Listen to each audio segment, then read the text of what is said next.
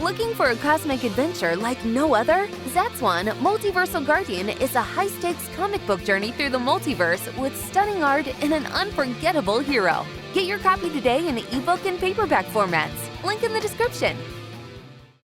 Hi everybody, this is Neil Allen, the creator of Zatswan Multiversal Guardian, which is a 130-page cosmic fantasy graphic novel that you can purchase on Amazon in the link in the description. The digital ebook copy is only $2.99, and it is, if you have a Kindle Unlimited subscription, you could essentially just pick that up for free.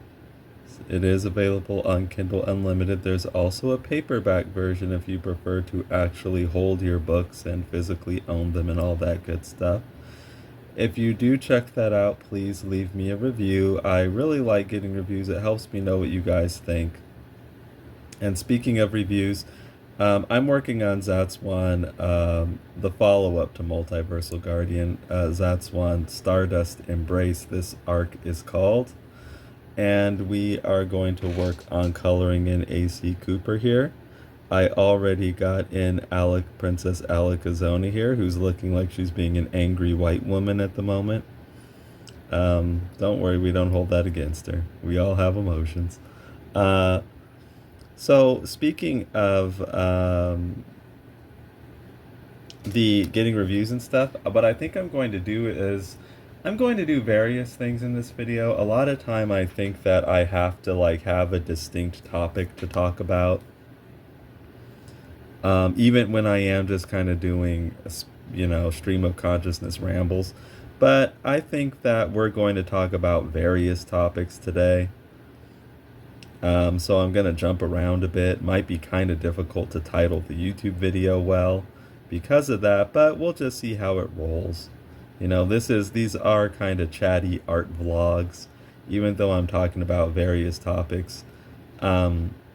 I am doing my art while I do it, and I guess since I am going to be a little chatty today, I guess one of the reasons I do that, there are a couple reasons. A, I do have various thoughts on these different subjects I talk about, and B, I don't want to just do an art channel because I don't want to just appeal to artists.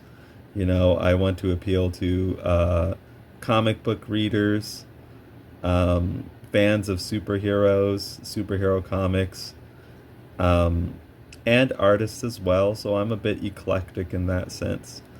But we're going to talk about some Zatswan today. Let me read a review. So we're going to go into the mailbag. I'm going to address, some viewer-reader comments about Zatswan, as I like to do every so often.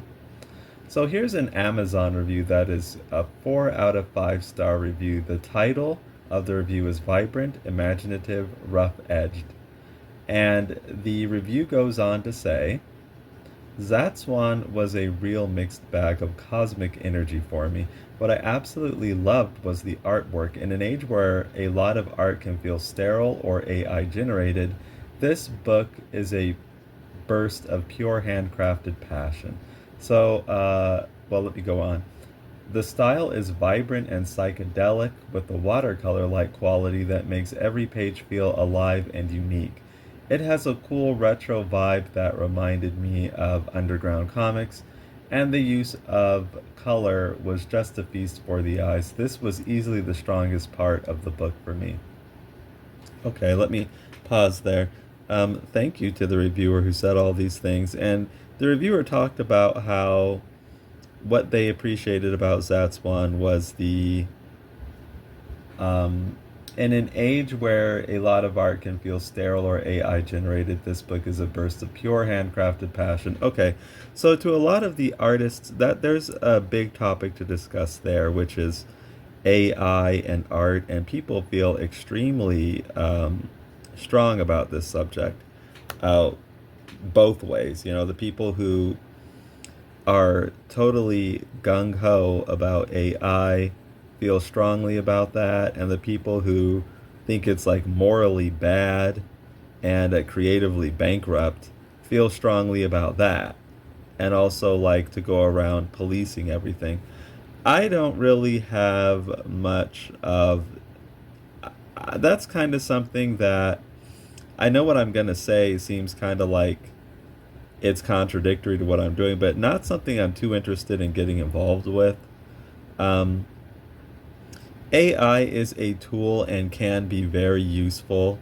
And if there is a tool that's there, I understand people, wanting to make use of it. But how do I feel about that as an artist who does not use AI in my art? As you can see, everything's done like there's flesh and blood behind this here. Um, okay, as you're seeing from this reader here, uh, they appreciate that aspect of Zatswan, that it's done by flesh and blood, looks like it was done by flesh and blood, and so on and so forth. So I think I'm actually in an interesting spot because this is a style that I just developed naturally, and this is just what I do as an artist. I use what I don't. This is not putting it well. This is like not. I'm just gonna say this and then kind of like explain things later. I'm using some outdated tools and methods here. Now, that's not totally true because the colored pencil, I don't think will ever be an outdated tool or method. It's intuitive, it's easy to understand, it's quick, you know how it works near instantly. It's not a program you have to learn. And colored pencils are popular and people use them for various reasons. Yes, to do artwork, but people do artwork for various reasons. Like a lot of people do it to relax. I think colored pencil generally is seen as a more relaxing activity than working in some kind of program. Now, that's not going to be true for everybody, but one of the reasons colored pencils are very, very popular in 2025 is because a lot of people just like to turn off their brains, kind of chill and relax and color. It's like something people use to de-stress. Now, for me, it's all of the above. I use it because it's relaxing, it's fun, and it's just a method it's an art medium that works well for me, even on a practical level. So the colored pencil will never be obsolete. Well, I don't think so. But yeah, I'm doing this stuff, and what that reader is appreciating is, wow, this is different, and that gets people's attention. This AI that's getting pooped out, people know it when they see it, they know what it is, they know how it's made. A lot of people don't appreciate it, so it doesn't work for a lot of people. Now, some people will say that, oh, the majority of people don't care how a thing is made. They don't care about the process. I can't say what the majority of people think. I don't know. All I know is, believe it or not, there are people who do care about that. Their reasoning is like, why should I pay for this? For some, it's going to be, why should I even indulge in it when a person didn't make it? I understand that viewpoint, honestly. So I don't have any strong opinion on the issue either way. It's an interesting, controversial issue at the moment. I think people who act like it's not, they're doing that thing that I say sometimes where people just cover their ears up. They put their heads in the sand to kind of pretend a thing, to kind of try to ignore a thing, even though a thing is there and it is a thing. So if you think, oh, people don't care or nobody cares about that, yes, they do. Like a lot of content on Amazon, where Zatswan is being sold at the moment, is filled with AI stuff, AI imagery, AI text. They've like flooded the market with all kinds of AI. So why I'm not like freaked out about that is because look what this reader just told me. What I absolutely loved was the artwork. In an age where a lot of art can feel sterile or AI generated, this book is a burst of pure handcrafted passion. Okay, so this reader can tell, whoa, there's something different about this, and that's what got their attention. So I've talked about before in regards to Zatswan that I understand that I can't come in here looking like everything else, like every other superhero comic. The example that I used in a video, what was that video? I think it was about people saying my comic Zatswan was really weird. So if you're wondering where I made these statements, it's go look through my channel, and it's that video. The example I use is I understand that I can't come in here looking like Dan Mora. He's the person I use, a comic book artist, and really get much headway, because there are a couple reasons for that. I know artists like that. They typically these days only get so much headway. An artist who's got like a kind of works towards something closer to a house style or something kind of expected. Like those, I'm not saying they do bad for themselves. Oftentimes they don't. They do quite well. But what you don't often see from them is being a superstar artist, like a Dav Pilkey who does Dogman, Oda who does One Piece. Notice these artists I'm talking about, they have extremely distinct styles, like nothing you had ever seen before they were around. Now imitators have come around and been imitators, done the imitation thing, but obviously they usually aren't nearly as influential. So the thing about like a style like this, I understand that if I'm going to like play in that sandbox, then I would have to, have my own completely original style as well, like something that people haven't seen before. And we've even seen this in like superhero comics, like Todd McFarlane is an example.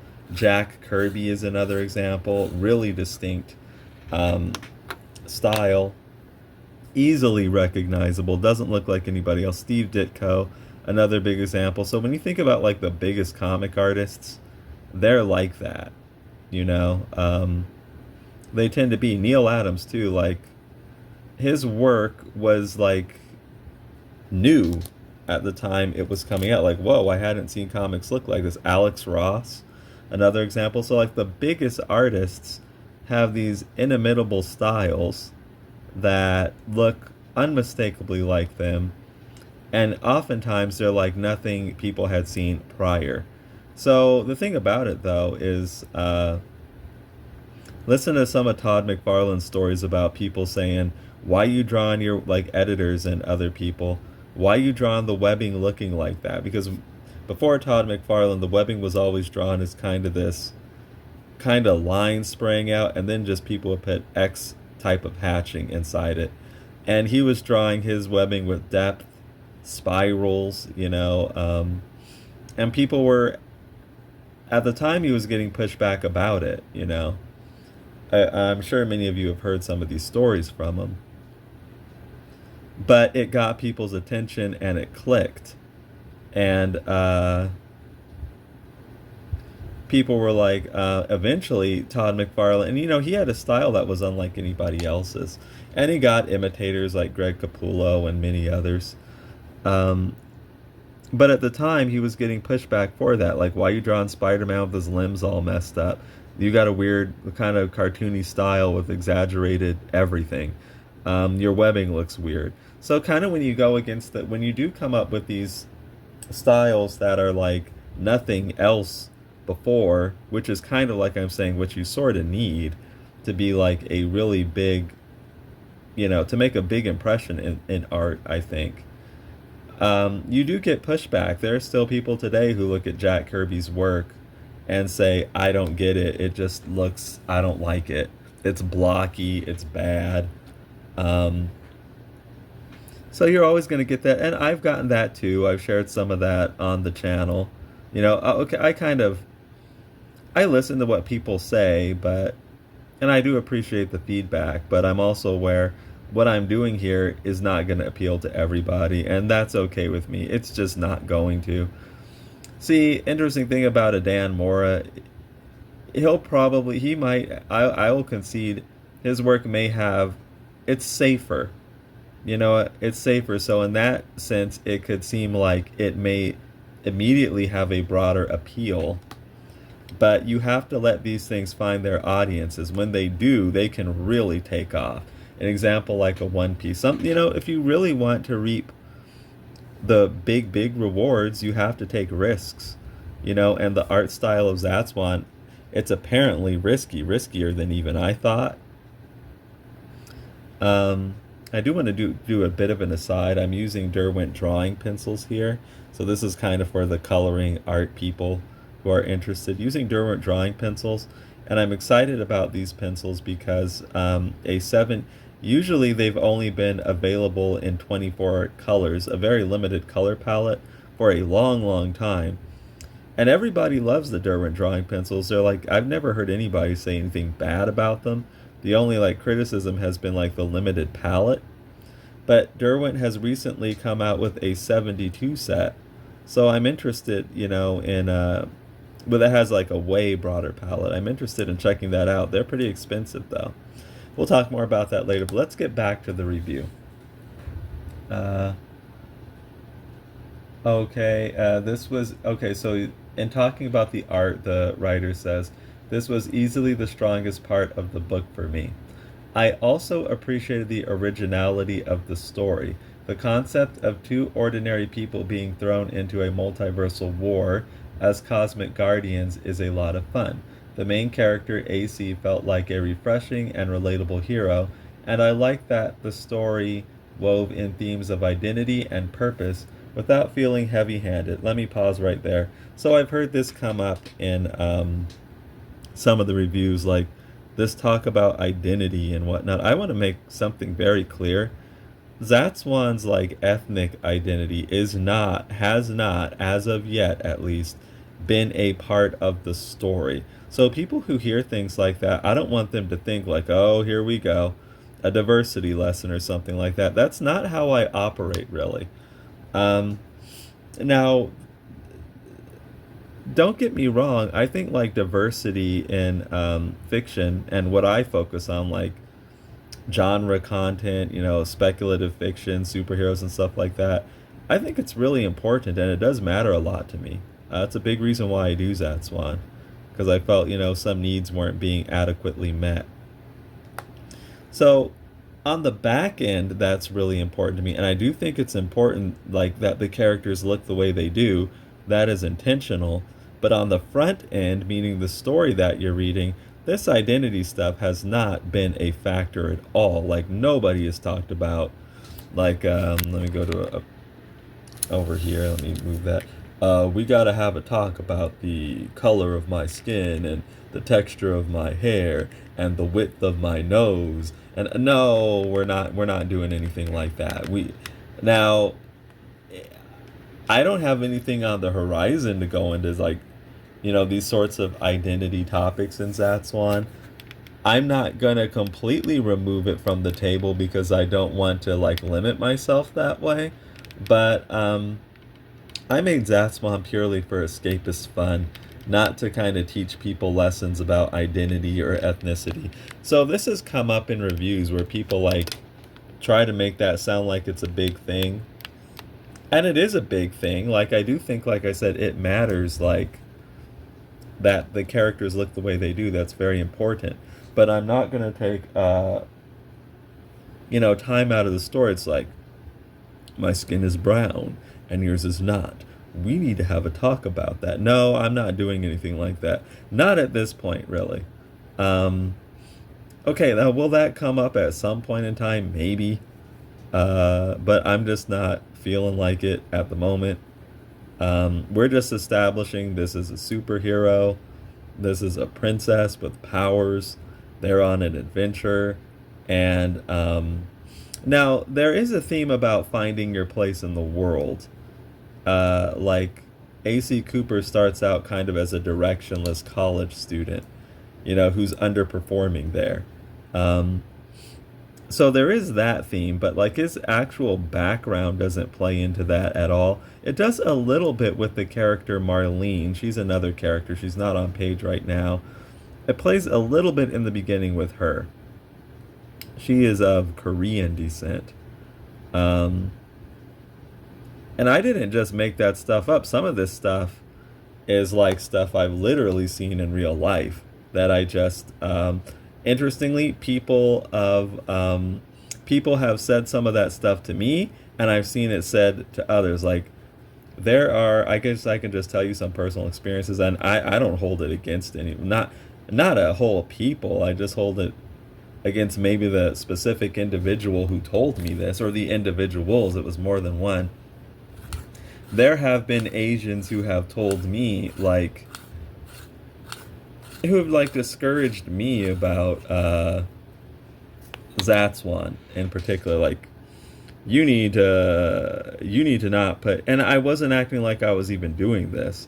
I guess perhaps they were meaning well, but they were kind of jerks, these particular people. And I think they were just being jerks. You need to not put your, you need to have a backup plan because you can't depend on that. And, like, okay, well, no, duh. And I never said I was going to do that. Like, my whole life hinges on the success or failure of Zatswan. I never said that. But what they were trying to do was kind of discourage me, just discourage me. There are people out there who will just weirdly do that. And usually because they have some personal problems. They have problems with themselves they need to work out, and they just like take it out on people around them. So they were kind of giving me that sort of Asian rundown. Like, you need to focus on, academics and, things like that. Like, you can't depend on these arts and, that sort of thing. So I've actually seen that I'm not just, yeah, that's kind of a trope. It's kind of a stereotype. But no, I've actually legit experienced that from actual Asian people. One of them was a Korean American. The other, I believe, was like Japanese and Chinese. Anyway. So anyway, I wrote that in the story. And I put that kind of experience on Marlene because I just know that's a thing. I've weirdly even experienced it myself.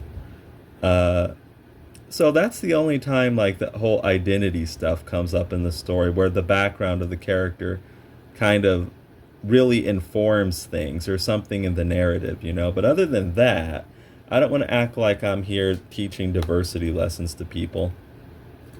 Now, the identity stuff may play a role later on, somewhat. I won't think I'll ever get like way out of hand with it because that's just not where my interests lie. But in Multiversal Guardian and the comics I made about Zatswan so far, it really doesn't. So I just want people to be aware of that. Sometimes in these reviews, I've seen people mention like they make it a thing. And I understand it is a thing, because I do agree that it is a thing. Like, just because it's not being talked about, it's still being seen. And I think that's very, very, very important. So it is a thing, but I don't want people to think that I, go overboard with it or am heavy-handed with it. We should blend this out with,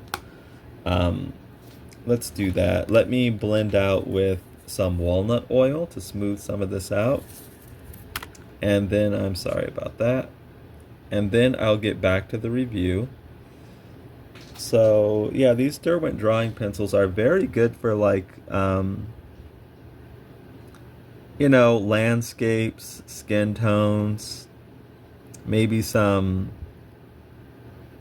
floral stuff, especially, like, fall type of colors, like autumn, which is interesting because that's what we're just getting into now.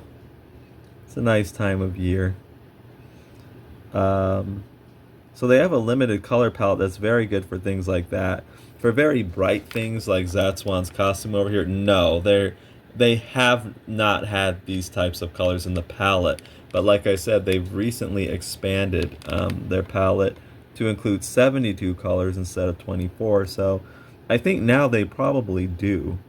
So you're going to get the performance of the Derwent Drawing pencil, but with a whole, and that's what people really love. And the palette is very beautiful.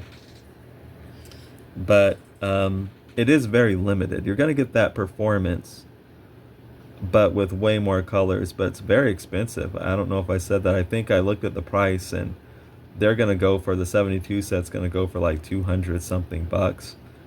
So yeah, that's the thing though. Like, they're very quality pencils, but I think that might just put them Are they as expensive as the Derwent Lightfast pencil? That's like Derwent's most expensive premium pencil, unless these drawing pencils are now more expensive. Um, that'll be kind of interesting. So let's let this dry a bit. Might do a couple more layers. Let's get back to our review though.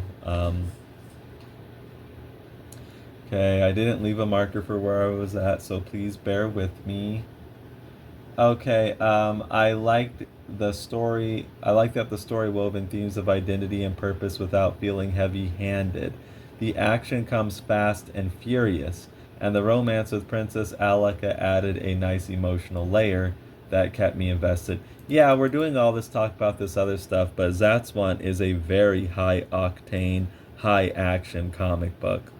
Um, so that is something you can really look for. I put a lot of importance in fight scenes and action scenes. I think them through quite a bit, um, and I do fancy myself very good at them. Like action scenes is something I specialize in. Very energetic work in Zatswan, I would say.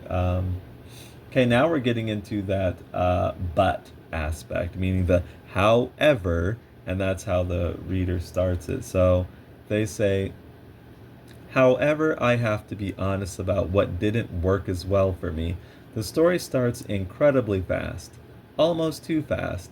I found the beginning abrupt and a little confusing, and it took me a while to get my bearings in this complex multiverse. Okay, let me pause there. So I hear what the writer, the reviewer is saying, and I think pushback is a strong term to use. Perhaps explain myself. See, the thing is, when you get criticism, I think the protocol, especially when you're an artist or something, you're supposed to listen to it, nod, and say, oh, okay, yeah, I'll listen to that, and okay. And sometimes when you don't do that, I guess it depends on how you do it. Like, if you do kind of push back, explain yourself, it could come across as petty, or you don't take criticism well, or you need to listen to what everybody says. I don't want to come across like that, and I hope I don't, but I am going to explain this somewhat, like my mindset.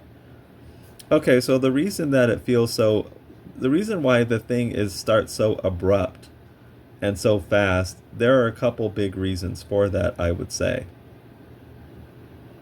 The first one is that I know that these days people have very short attention spans. I've explained this in another video, like answering mailbag questions. I know people have very short attention spans, and they don't know Zatswan. Zatswan is an unknown property to most people.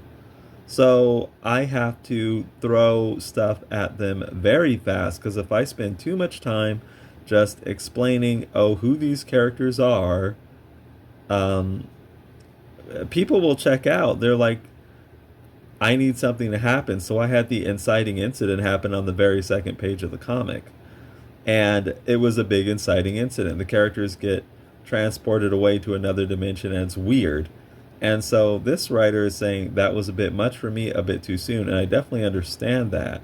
However, this leads into the other reason why I did things that way in the story. And that is that, okay, if you're going to get alien abducted, essentially, whisked away to another dimension, do you really think usually you're going to see that coming? No, with the characters, they were going about their regular day-to-day lives, their regular routine, and that they were not expecting that. That just happened. And when that happens to you, do you think you're going to have your bearings, or do you think you're going to experience a lot of confusion? Probably you're going to be very confused. It's going to be very sudden. The Tesseract, which is what basically took the characters away to this other dimension, it didn't announce that it was going to do that. So I want to imbue the pages of Zatswan with the feeling that the characters are going through. Yes, it's confusing. Yes, it's a lot to take in. Yes, it's abrupt, because that's how that would happen if it actually really happened. I hope that makes sense. So I don't necessarily see it as, it was by intent that it's like that. It wasn't by an accident. Now, of course, people could not agree with that creative decision, and I understand that, but no, it was meant to be fast. It was meant to be sudden. It was meant to be abrupt. it was supposed to be a lot to take in, because that's how it would actually, because those are the feelings that the characters going through it in the book were feeling. So I wanted the reader to feel those same feelings. And again, just to repeat, the other reason why it happened that way is because I know that people have short attention spans, and they're not loyal to me. They're not loyal to Zatswan. They might be loyal to Spider-Man. They might be willing to put up with a lot of preamble with Spider-Man because that has the characters they love, the characters they're looking for. I know Zatswan doesn't have that for these people. So it's like, I'm not going to have big text dumps and exposition dumps in the beginning of the story because people will check out. It's like, okay, this is the main character. He's on a bus. He's trying to get to school or to college. That's all you need to know at the minute. And then he gets abducted. So that's how I approached it. That was by intent. But I understand if people feel it didn't work for them or if it was a bit too much. That's just a difference of opinion, I suppose. But that wasn't an accident. That was not an error. But I don't question it if that didn't work for the reader. But going on with the review, the dialogue could feel a bit clunky and unnatural at times, and some plot... Okay, this is a comma. The dialogue could feel a bit clunky and unnatural at times. So this reader is making 2 points. They go on to say, and some plot threads were introduced, but not fully explored, which was frustrating. Okay, so we should address those 2 points. The dialogue feeling clunky and unnatural at times. I would have to ask that reader, okay, in the story, when that's happening, who is speaking? Is it this Earth guy, A.C. Cooper here, talking? And if his dialogue is feeling clunky and unnatural, okay, we might have a problem there. Or is it this aristocrat from another dimension? Or, I'm sorry, this aristocrat from another universal realm. Is she the one who is talking? Because if you think they're going to talk with like the same sort of cadence, dialect, sentence structure, just tone, the whole 9 yards, they're not going to. She has a very different voice than he does.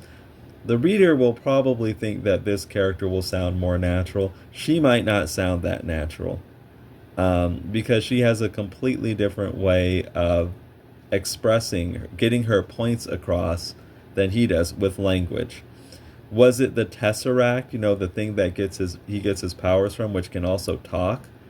Was it that thing that was talking? Because that's not actually a person. It's going to sound more like a computer or something like that. Not much feeling, just logical, matter of fact, stating facts. So I'm not going to write them the same. So the Tesseract isn't supposed to sound natural because it's not a person. Alika here is not going to sound terribly natural to perhaps, modern English-speaking Americans. We'll just use that for our example. She may not, because she's not meant to be one of them. She's essentially an alien from another universal realm.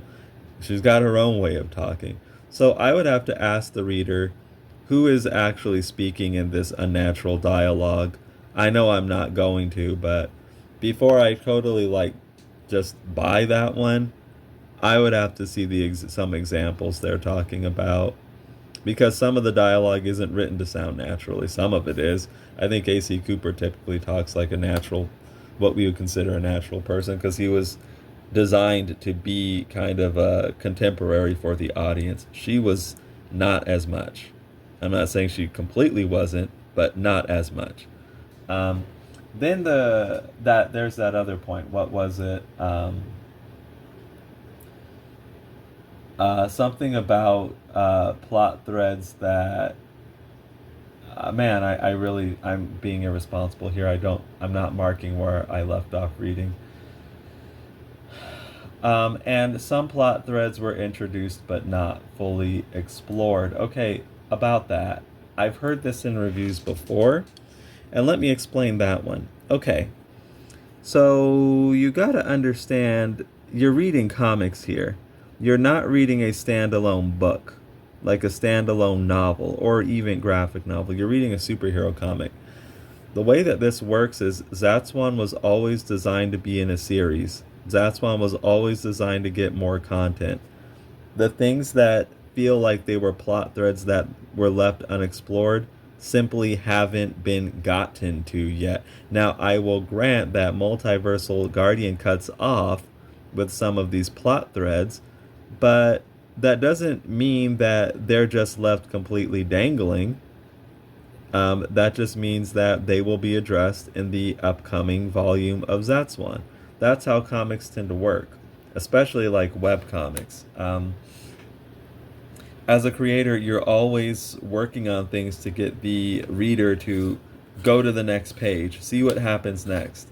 So I suppose you can argue that, well, Neil, maybe you cut the story off in a bad place. You should have wrapped things up more, instead of cutting it off where you cut it off. To that I would say, but remember what I said about web comics and comics in general. If I'm always doing that. There's always something that hasn't quite been addressed yet, because that's one of the vehicles you use to get people to keep reading your stuff. You don't just wrap everything up with a bow, because you have to get them to want to see what will happen next. And I think some readers understand that, some don't, because, I just think they don't. I think they're probably not used to reading comics as much. Like, this review is on Amazon, and I know a lot of readers on Amazon are used to reading like prose ebooks, which Zatswan is not the same thing. It's a superhero graphic novel that is very distinct from like typical superhero stuff you might think about when you think of it like Marvel and DC, but it does adhere to some of the conventions they use, which are cliffhangers, because they're always trying to get you to buy the next issue. At least that's what they should be doing. Um, so, yeah, and ongoing storytelling. Like, this happens in this issue and it's going to continue into the next one. Now, I know some people might still feel frustrated by that, but that's just the formula. So I guess it doesn't work for some people, or they're confused about it. See, the conventional thing is, when you are writing books or doing movies, like we'll take George Lucas's Star Wars A New Hope, for example.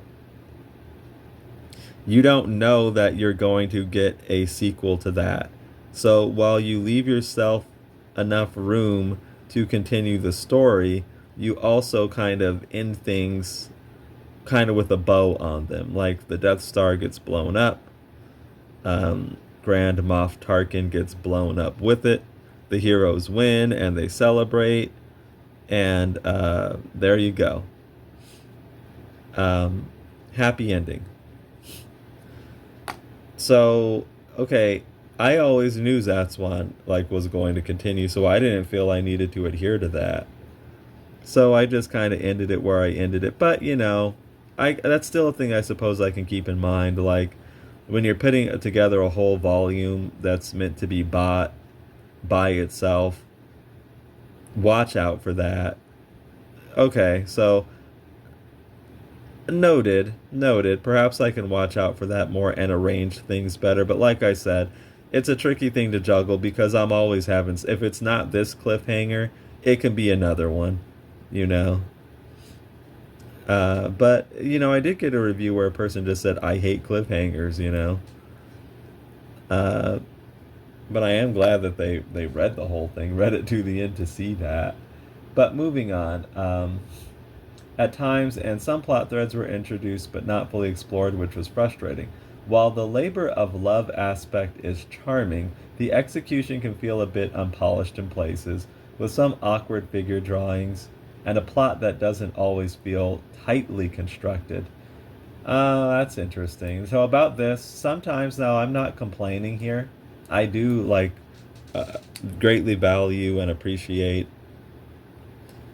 And, I'm very thankful for the feedback. But there are some things people say, and I've always felt this as an artist. They say something so general that you can't do a lot with it. Like, I'm not expecting, this is just an Amazon review, so this isn't like a complaint to the reviewer, because I'm not expecting them to go like, okay, on page 39, panel 4, your figure here for AC Cooper or Zatswan was wrong. Okay, that's actually what I would, okay, I can go and I can look at that, and I can see if it's off or not. I don't think my figure work is so off that it is a consistent problem. Like, let's take a look at this Zatswan figure here. I don't think there's anything wrong with him. Let's take a look at this figure over here. Let's back up a bit, zoom out some. I don't think there's anything wrong with him either. In the comments, if you do see something wrong with my figure work, feel free to let me know. Let's move over here somewhat. Up here, let's zoom in. Yeah, I don't honestly, I don't think, to toot my own horn, I don't believe I'm a bad figure drawer. I think I'm pretty good at it. But that said, all that said, this is what I'm doing now. A lot of the stuff in Multiversal Guardian is stuff I did a long time ago. So, spoiler alert, I wasn't always as good as I am right now, even on some of the comics that I've released. I do advance as an artist, which is what you're supposed to do. So, well, I do my best on my figure work right now, so I think I'm pretty good at it. But if viewers see something wrong, let me know. Oh, the story not being tightly constructed. Very general statement that's kind of vague. I'm not saying it's wrong, but I would have to kind of know more about what you mean to take a look at that. Okay, but moving on, we're almost at the end of this review. Basically, if you're looking for a slick corporate superhero comic, this isn't it.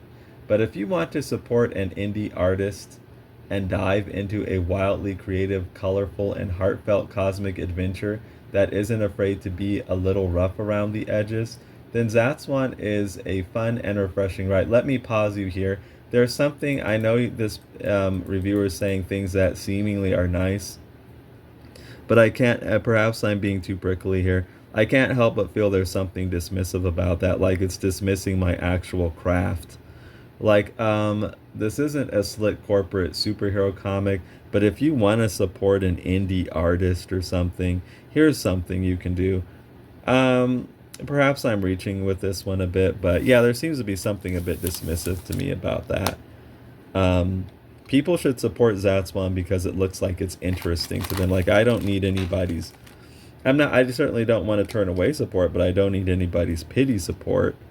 And I'm not necessarily looking for that. And there are a couple reasons why. It might just seem like, oh, well, Neil Allen's like this super prideful person. Probably a bit of that. But also it's like, I know that if I'm going to succeed at endeavors like this, I can't depend on people who support for ulterior motives. Like, oh, it's an indie thing. I want to support an indie creator. Okay, I can give them a couple bucks. Okay, obviously I won't turn that away, but if it doesn't look like something you would actually really be interested in, yeah, you don't really need to support it. Because the thing is, like, we've seen a lot of this type of thing in indie comics lately. People supporting some of these comics for, I'm using a bit of a blanket statement, kind of a hard term, but the wrong reasons. Like, they might support them because basically they're not supporting the comics because they're interested in the comics. They're supporting the comics to support just the creator. Like, they like what the creator says in YouTube videos or something, or they want to they think it's a way to stick it sort of to larger companies like Marvel or DC, or to support a political message or movement. And I'm like, I've seen where that gets people. Now you can make that kind of work, sort of, but I think you can only make that work until it stops working. Because I think people who I am emptying my pencil sharpener right now. Because I think people will support like that only for so long. If they're not naturally interested in the product, like, oh wow, like going back to Spider-Man, people read Spider-Man because they want to read Spider-Man. They want to get their fix of, they need their fix of Spider-Man adventures. They're not reading it for any other reason. They're not reading it because, uh, oh, I just like throwing a couple bucks at this particular creator. Maybe sometimes if a creator gets sick or something like that, they need help paying their medical bills and they could make some royalty off of it or something. People might do it then, but you can't, that's not a sustainable thing. Um, what you need is people who are actually interested in your comic because of the comic. Now, the reviewer here, I'm gonna wager probably didn't mean anything too deep by that statement, even if it did seem somewhat dismissive to me. Uh, but it still brings up interesting topics to discuss. And while I don't want to come across as, pushing back, like I'm upset and angry and all that. I am interested in actually having a dialogue with readers, having, instead of just ho humming. Because again, the protocols are supposed to nod, just like accept what they say, and kind of leave it at that. Yeah, that's a way to go. And I'm not saying there's anything wrong with it, but sometimes you're just more interested in like saying how you feel and your thoughts on it. And I think you can do that without being combative. And I hope at least that's how I'm coming across. So let me read that again. Basically, if you're looking for a slick corporate superhero comic, this isn't it. But if you want to support an indie artist and dive into a wildly creative, colorful, and heartfelt cosmic adventure, yeah, that was a nice thing to say. Um, so yeah, I'm sure the reviewer didn't mean anything too much by that, but it still brings up the topic that you should support the comic because the comic looks cool and you want to read the adventures of these characters. Let me zoom out a little bit.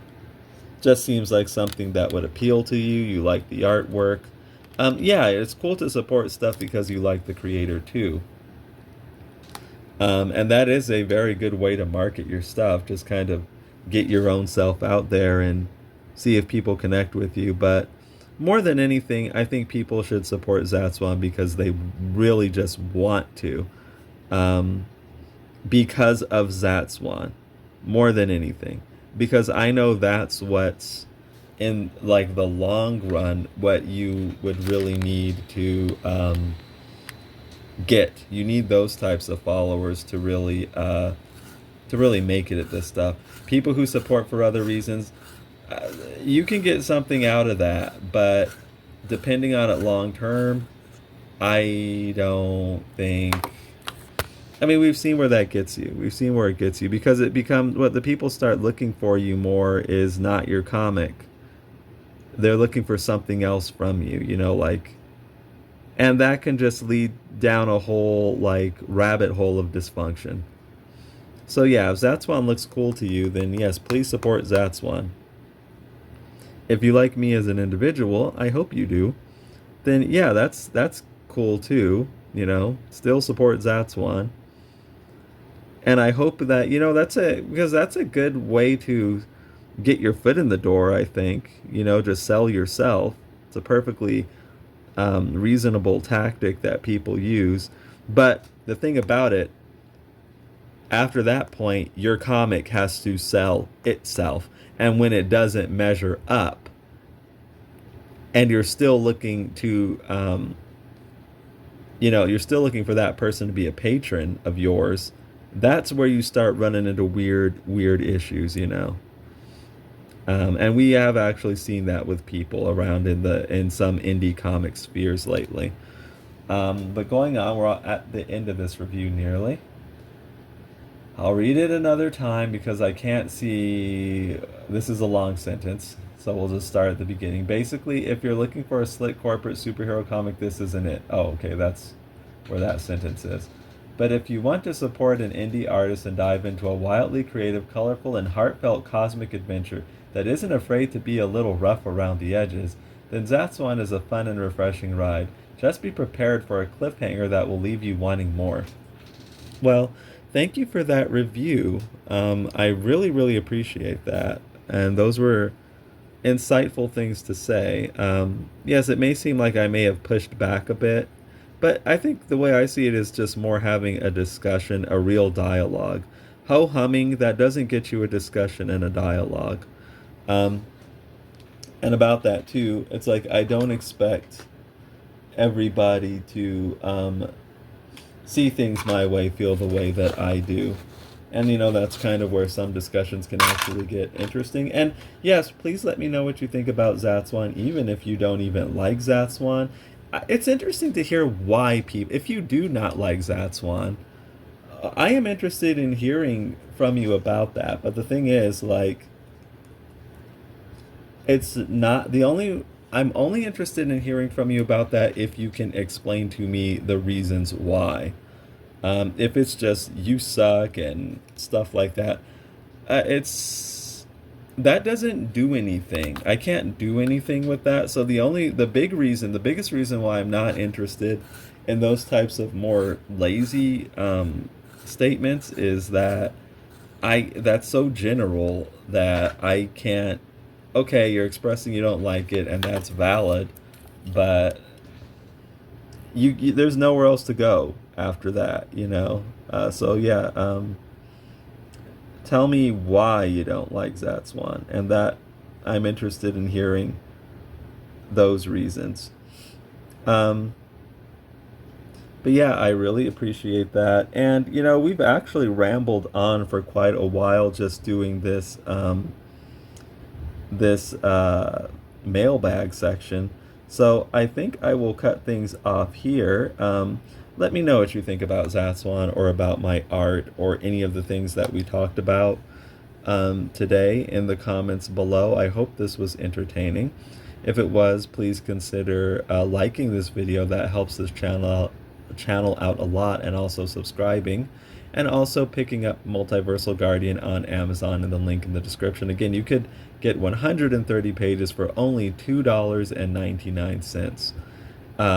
That is a very, very good deal if I do say so myself. So, very low cost of entry, very accessible comic. So please consider checking that out and stay on the lookout for more content, because there will be a lot more on the way very soon. And until then, take care.